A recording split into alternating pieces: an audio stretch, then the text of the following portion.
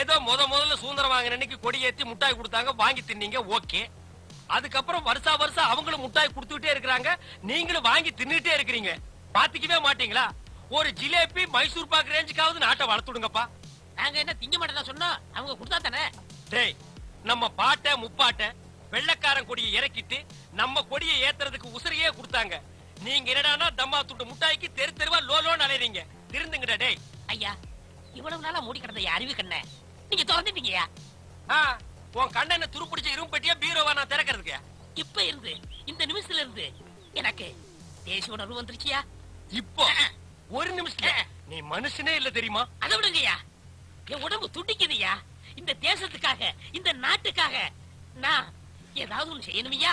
ஒன்னே ஒண்ணு நீ செய்யலாம். சொல்லுங்கய்யா. இந்த நாட்டை விட்டே ஓடி போய். என்னங்கய்யா? அதான் நீ நாட்டுக்கு செய்யற நன்மை, நாட்டு மக்களுக்கு செய்யற நன்மை, நாட்டு ஜனங்களை பிடிச்சிருந்த தரித்திரமே ஓடி போச்சுங்க.